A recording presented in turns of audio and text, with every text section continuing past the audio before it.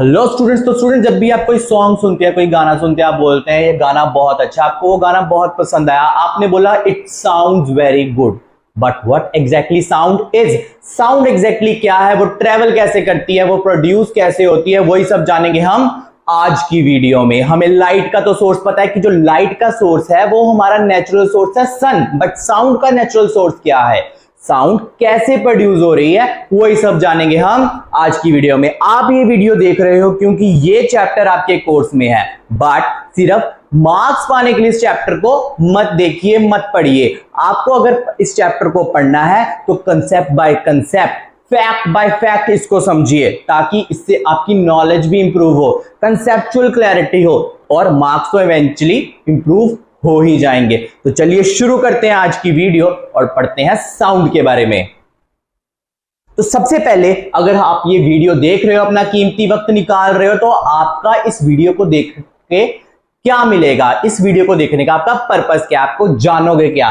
इस वीडियो को आप देख रहे हो ताकि आप जान सको कि साउंड प्रोड्यूस कैसे होती है। अगर आपको पता चल जाए कि साउंड प्रोड्यूस कैसे होती है तो वो ट्रैवल कैसे कर रही है, ठीक है। और अगर आपको पता चल जाए कि साउंड ट्रैवल कैसे कर रही है तो हम तक वो पहुंच कैसे रही है और हम उसे सुन कैसे रहे हैं, ठीक है। शुरू करें इस कहानी को, शुरू करें साउंड की कहानी को, शुरू करते हैं। तो सबसे पहले ये जानते हैं कि साउंड क्या है। Sound is a form of energy. हमने हीट वाले चैप्टर में पढ़ा था कि heat is a form of energy, वैसे ही sound is also a form of energy, ठीक है। साउंड कैसे प्रोड्यूस होती है? जब एयर के मॉलिक्यूल्स एक पर्टिकुलर पैटर्न में वाइब्रेट करते हैं।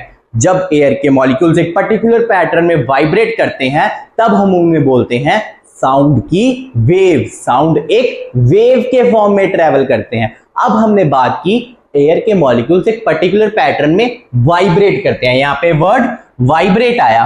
तो वाइब्रेट क्या है? वाइब्रेशन का मतलब है कोई भी ऑब्जेक्ट जब एक डेफिनिट पाथ पे बैक एंड फोर्थ मोशन करता है और वो रिपीटेडली कर रहा है, उसी को हम क्या बोलते हैं? वाइब्रेशन। कोई भी साउंड बिना वाइब्रेशन के प्रोड्यूस नहीं हो सकती। साउंड को प्रोड्यूस करने के लिए वाइब्रेशन की बहुत जरूरत होती है, ठीक है। अब हम देखेंगे कि कोई भी साउंड वेव ट्रेवल कैसे कर रही है।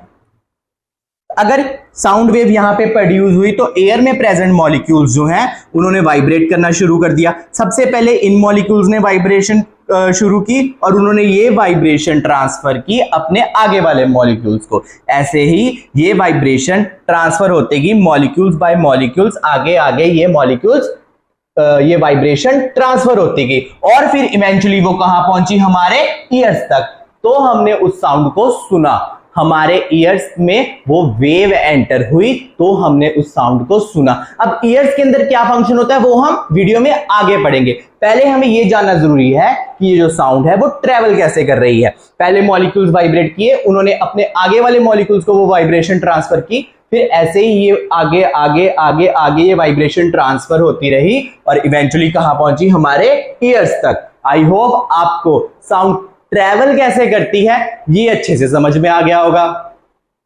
अब मैं आपसे बात कर रहा हूं इस वीडियो के थ्रू, स्पीकर के थ्रू, ये आवाज आपके कानों तक पहुंच रही है। तो मेरे अंदर ये आवाज कैसे प्रोड्यूस हो रही है? सिंगर गाना गाते हैं, उनकी आवाज बड़ी ही मेलोडियस लगती है हमारे कानों को, और सिंगर्स के अंदर ये आवाज कैसे प्रोड्यूस हो रही है? अब उनके अंदर कोई स्पीकर तो नहीं लगा उनके गले में जिससे आवाज प्रोड्यूस हो रही है। तो चलिए जानते हैं कि हमारे अंदर, ह्यूमंस के अंदर साउंड प्रोड्यूस कैसे होती है। ह्यूमंस के थ्रोट में एक प्रेजेंट होता है वॉइस बॉक्स नाम का ऑर्गन। वॉइस बॉक्स भी कह सकते हैं और उसको हम क्या कह सकते हैं? लैरिंग्स। ये कहां प्रेजेंट होता है? हमारे थ्रोट में, विंड पाइप के ऊपर। ओके, अब इस वॉइस बॉक्स के अंदर प्रेजेंट होते हैं दो वोकल कॉर्ड्स। ये बहुत इंपॉर्टेंट है। इस वॉइस बॉक्स के अंदर प्रेजेंट होते हैं दो वोकल कॉर्ड्स, ठीक है। इनमें क्या प्रेजेंट होते हैं? नैरो स्लिट्स प्रेजेंट होते हैं जिससे एयर पास करती है। अब साउंड प्रोड्यूस कैसे हो रही है, ध्यान से सुनना। लंग्स क्या करते हैं? इस एयर को ऊपर फेंकते हैं। जब वो एयर हमारे वॉइस बॉक्स से गुजरती है और हमारे वोकल कॉर्ड से गुजरती है तो क्या होता है? उन्हीं वोकल कॉर्ड्स के अंदर वाइब्रेशन प्रोड्यूस होती है और हमने अभी पढ़ा था कि वाइब्रेशन क्या प्रोड्यूस करती है? साउंड प्रोड्यूस करती है। उसी वाइब्रेशन से हमारी ये जो साउंड है वो प्रोड्यूस हो रही है। ओके। और इसमें जो मेजर रोल प्ले करते हैं वो प्ले करते हैं वोकल कॉर्ड के मसल्स। वोकल कॉर्ड के मसल्स साउंड प्रोड्यूस करने में हेल्प करते हैं। अब ये है वोकल कॉर्ड का स्ट्रक्चर, या मैं बोलूं वॉइस बॉक्स का स्ट्रक्चर, जिसके अंदर दो वोकल कॉर्ड्स प्रेजेंट है। ठीक है, ये दो वोकल कॉर्ड्स प्रेजेंट है जिनके अंदर नैरो स्लिट्स प्रेजेंट है, जिसके अंदर से एयर पास करती है। जब वो नैरो स्लिट्स में से एयर पास करती है तो वो एयर वाइब्रेट करती है, उसके मॉलिक्यूल्स जो प्रेजेंट होते हैं एयर में वो वाइब्रेट करते हैं, जिससे साउंड प्रोड्यूस होती है। ओके, अब इनकी थिकनेस और टाइटनेस ही डिपेंड करती है कि कैसी क्वालिटी होगी साउंड की। इनकी थिकनेस और टाइटनेस ये डिसाइड करती है कि साउंड की क्वालिटी कैसे होगी। ठीक है, अब मेल्स की साउंड डिफरेंट होती है, फीमेल्स की साउंड डिफरेंट होती है ना, क्योंकि ये किस पे डिपेंड कर रहा है, थिकनेस और टाइटनेस पे। अब थिकनेस और टाइटनेस और किन चीजों पे डिपेंड कर रही है, वो डिपेंड कर रही है लेंथ पे भी। जो मेल की वोकल कॉर्ड की लेंथ होती है वो होती है 20 mm, जो फीमेल की वोकल कॉर्ड की लेंथ होती है वो होती है 15 mm। और चिल्ड्रन में तो ये वोकल कॉर्ड बहुत ही छोटी होती है, इसीलिए उनकी साउंड की क्वालिटी और ज्यादा डिफरेंट होती है। अब आप कोई मेल जब बात कर रहे हो तो वो डिफरेंट तरीके से बात करता है, कोई फीमेल बात कर रही हो तो वो डिफरेंट तरीके से बात करती है। वहीं एक बच्चा डिफरेंट तरीके से बात कर रहा है, क्यों? क्योंकि जो साउंड की क्वालिटी है वो डिफरेंट है। ओके, अब हमें कुछ साउंड सुनाई देती हैं, कुछ साउंड नहीं सुनाई देती हैं। अब स्पेस के अंदर इतने बड़े बड़े एक्सप्लोजन होते हैं वो हमें सुनाई नहीं देते, चाहे थोड़ी देर बाद सुनाई दे पर वो हमें सुनाई ही नहीं देते हैं। लाइट ट्रेवल कर सकती है वैक्यूम में, क्या साउंड ट्रेवल कर सकती है वैक्यूम में? जाने कि साउंड ट्रेवल करने के लिए उसे किस चीज की जरूरत है, देखते हैं। तो साउंड को हमेशा ट्रेवल करने के लिए एक मीडियम की जरूरत है, बिना किसी मीडियम के साउंड ट्रेवल नहीं कर सकती। अब वो मीडियम क्या क्या है? वो मीडियम हो सकते हैं air, liquid and solids. Sound air, liquid और सॉलिड में से ट्रेवल करती है, वैक्यूम के अंदर से साउंड ट्रेवल नहीं करती, जबकि लाइट वैक्यूम से ट्रेवल कर सकती है। अब इसको मीडियम तो मिल गया साउंड को, ठीक है, बट ये भी डिफरेंस है कि कौन सा मीडियम है, क्योंकि डिफरेंट मीडियम में जो साउंड की स्पीड है वो भी डिफर करती है। किन बेसिस पे डिफर करती है, चलिए जानते हैं। ये डिफर करती है पैकिंग ऑफ मॉलिक्यूल्स पे। ठीक है, पैकिंग ऑफ मॉलिक्यूल के बेसिस पे ये जो स्पीड ऑफ साउंड है वो डिफर करती है। अब सॉलिड्स की अगर बात की जाए तो सॉलिड्स के अंदर ये मॉलिक्यूल्स बहुत ही ज्यादा टाइटली पैक्ड होते हैं। अब आपने देखा था कि वाइब्रेशंस कैसे ट्रांसफर हो रही है मॉलिक्यूल्स के अंदर, है ना, तो वाइब्रेशन ट्रांसफर हो रही है। अब सॉलिड्स के अंदर ये जो मॉलिक्यूल्स हैं वो ऑलरेडी टाइटली पैक्ड हैं, इसलिए जो वाइब्रेशन है वो फास्ट ट्रांसफर हो रही है, इसलिए जो साउंड की स्पीड है वो भी फास्ट होती है सॉलिड में। ठीक है, अब लिक्विड की बात करें तो लिक्विड में स्लाइटली लूजली पैक्ड होते हैं, लिक्विड में ये स्लाइटली लूजली पैक्ड होते हैं एज कंपेयर टू सॉलिड, इसलिए लिक्विड में सॉलिड के कंपैरेटिवली जो साउंड की स्पीड है वो थोड़ी कम है। और सबसे कम अगर इन तीनों की बात की जाए तो सबसे कम जो साउंड की स्पीड है वो है गैसेस में। गैसेस में जो एयर मॉलिक्यूल्स है वो बहुत ही दूर दूर है, ठीक है, वो बहुत ही लूजली अरेंज्ड हैं, जिनके कारण जो ट्रांसफर ऑफ वाइब्रेशन है उसमें थोड़ा सा टाइम लग जाता है, जिसके कारण स्पीड ऑफ साउंड है वो कम है as compared to solid and liquid. Okay, I hope आपको स्पीड ऑफ साउंड की ये बात अच्छे से समझ में आ गई होगी। और अब मैं आपको बताने जा रहा हूं एक बहुत ही मजेदार बात। वो क्या है कि साउंड वाटर में जब ट्रेवल करती है तो वो एयर के कंपैरेटिवली 4 टाइम्स ज्यादा फास्टर होती है, और अगर सॉलिड की बात की जाए तो सॉलिड में वो 13 टाइम्स मोर फास्टर होती है देन एयर। ठीक है, अब मैं आपको एग्जांपल से समझाता हूं। कभी क्लास में आपके सामने जो डेस्क होता है आप उसके ऊपर अपना सिर रखिए और अपना कान रखिए उसके ऊपर, और अपने एक हाथ से ड्रम बजाइए डेस्क के ऊपर।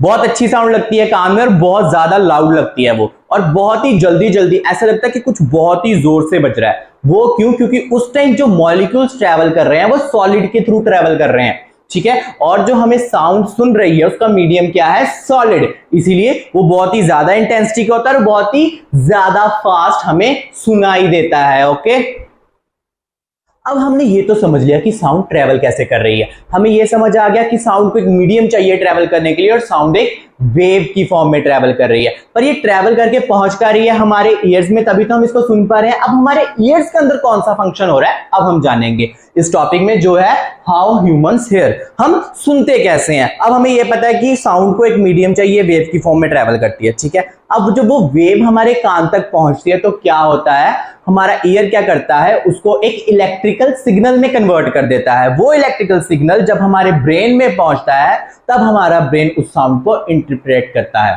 ठीक है। तो यही है फंक्शन हमारे ईयर का, ठीक है। अब हमारे ईयर के अंदर कौन कौन से पार्ट्स हैं और वो कौन कौन सा फंक्शन परफॉर्म कर रहे हैं, तो चलिए जानते हैं। सबसे पहले हम बात करेंगे ईयर के स्ट्रक्चर की, और उसमें बात करेंगे सबसे पहले पिन्ना की।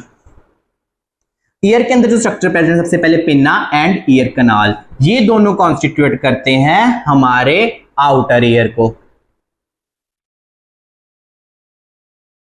उसके बाद जो पार्ट है ऑसिकल्स, ईयर ड्रम, यूस्टैकियन ट्यूब, ये तीनों जो हैं ये बनाते हैं हमारे मिडल ईयर को।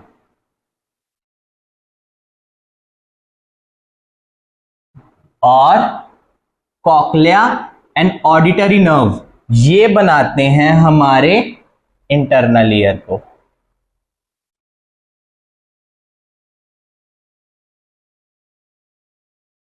अब डिफरेंट पार्ट्स का डिफरेंट फंक्शन है, ठीक है। जानते हैं वन बाय वन कि कैसे हमारा ईयर जो है वो हियरिंग फंक्शन को परफॉर्म करता है। सबसे पहले जो वेव है वो एक्सटर्नल ईयर में आती है, ठीक है, वाया पिन्ना। पिन्ना से वो कहां जाती है, ईयर कनाल में।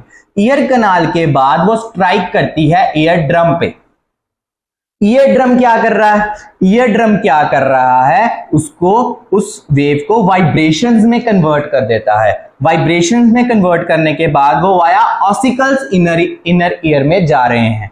ऑसिकल्स क्या है, ये तीन छोटी छोटी बोन्स हैं जो वाइब्रेशन को ट्रांसफर करने में हेल्प कर रही हैं इनर ईयर में, ठीक है। और उसके बाद क्या बात आई, हमारे पास कॉक्लिया और ऑडिटरी नर्व है। कॉक्लिया क्या कर रहा है, पूरा फंक्शन ये उस वाइब्रेशन को इलेक्ट्रिकल सिग्नल में कन्वर्ट कर रहा है, जो कि ऑडिटरी नर्व के थ्रू ब्रेन में पहुंच रही है, ठीक है। आई होप आपको फंक्शन समझ में आ गया हो, पर हम इसको और डिस्क्रिप्ट में समझते हैं। सबसे पहले हम बात करेंगे आउटर ईयर की, जिसका जो मेजर पार्ट है वो है पिन्ना। वो क्या कर रहा है, वो साउंड वेव को कैच करने में हेल्प कर रहा है। साउंड वेव को कैच करता है, उसको फॉरवर्ड कर देता है next part of the year, जो कि है middle ear. Okay, middle ear में क्या हो रहा है, वो साउंड वेव जो कि आउटर ईयर से आई थी वो उसको किस में कन्वर्ट कर रहा है, वो उसको वाइब्रेशन में कन्वर्ट कर रहा है with the help of ear drum, ठीक है। ईयर ड्रम क्या है, ये एक स्ट्रेच मेम्ब्रेन, या मैं बोलूं एक थिन स्ट्रेच मेम्ब्रेन है, जिसपे जब साउंड वेव स्ट्राइक करती है तो वाइब्रेशंस प्रोड्यूस होती हैं। डिफरेंट वाइब्रेशन प्रोड्यूस होती हैं हर बार जब कोई साउंड उस पर स्ट्राइक करती है, इसीलिए जो साउंड की जो क्वालिटी है वो हमेशा डिफरेंट होती है जो हमें सुनाई देती है, ठीक है।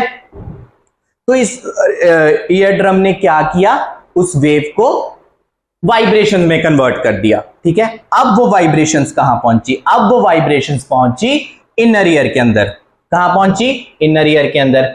इनर ईयर ने वो वाइब्रेशंस ली और वो वाइब्रेशन ट्रैवल हुई एक लिक्विड के अंदर जो कि इनर ईयर के अंदर प्रेजेंट था।